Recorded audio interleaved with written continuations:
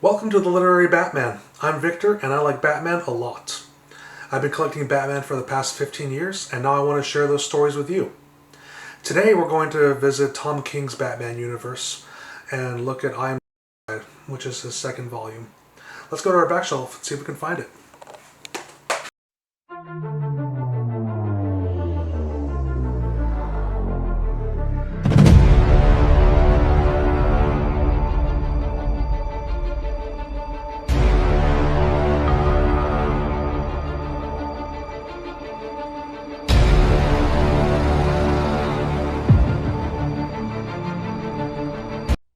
I Am is the second trade paperback in Tom King's mammoth run on the title, collecting Batman number 9 through 15 in 2017.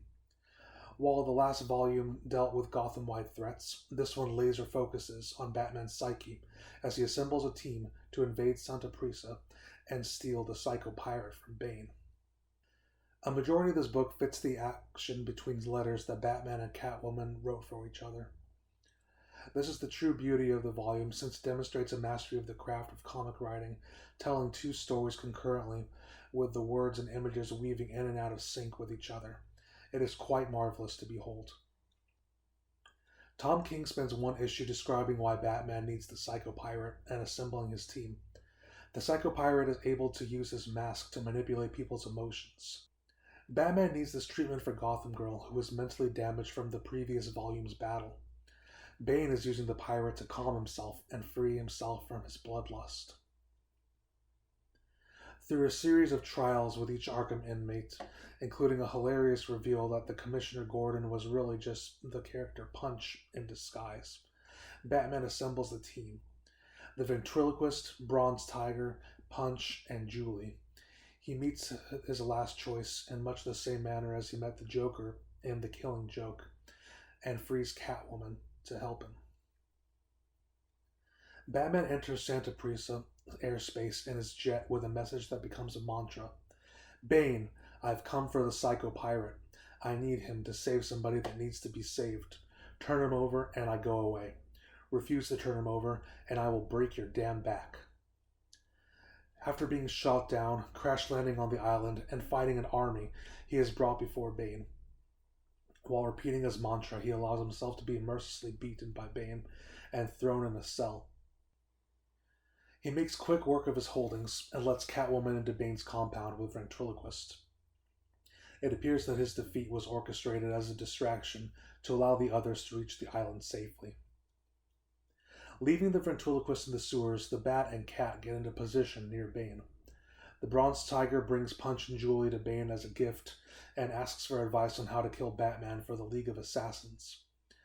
But then Catwoman stops him and reveals Batman's scheme with all of them to distract Bane while she steals the Psycho Pirate.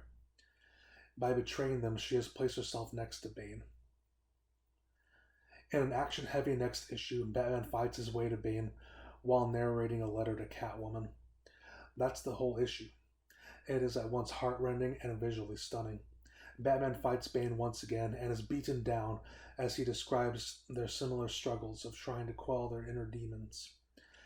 Bane offers Batman use of the Psycho Pirate to heal himself as it has Bane, and Batman refuses. Instead, he calls on Catwoman to break Bane. She does this with a well-placed kick to the back. Apparently, her betrayal was all part of a larger plan. The group meets up with Batman, and he sends the Ventriloquist after the Psycho Pirate. He knew that the only one that could control the Ventriloquist was his puppet Scarface, making him immune to the Psycho Pirate's suggestions. The group blows a hole in the wall and escapes by sea, leaving a broken Bane screaming for venom.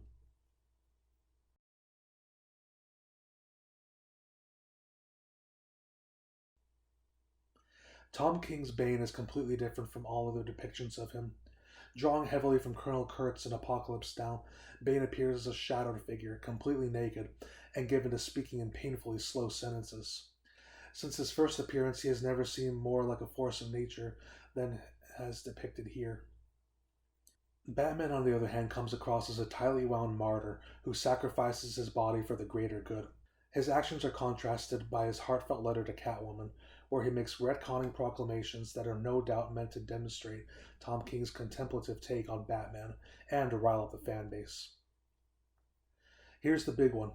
By his own admission, the Batman contemplated suicide at age 10, going so far as to hold a razor blade to his wrists and pray. When no one answered his prayer, he realized that he could be the answer to all the pain in the world, and he made his famous oath to avenge his parents. Thus, as Batman, Bruce Wayne.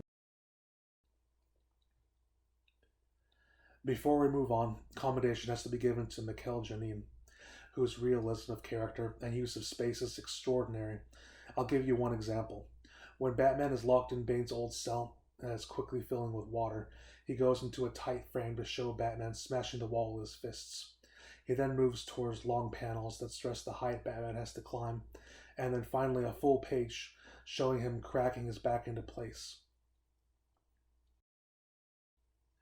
In the next two-part story in this volume, Batman agrees not to take Catwoman back to jail for one night, which they spend fighting criminals together. Part 2 is a great nod to DC's convoluted continuity issues, as Batman and Catwoman argue about where they first met.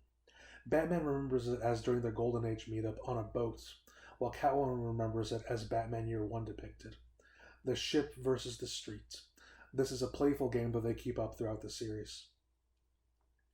This volume ends with Catwoman on the run and Batman remarking that she stole their night. I realize that this volume is pretty controversial, but the way that King depicted a multi-level jailbreak with fully developed side characters while keeping the focus on Batman and Catwoman's relationship was nothing short of masterful. I gave this book 4 cows. If you like what you heard, be sure to like and subscribe. I'm Batman, you are Batman, we are Batman.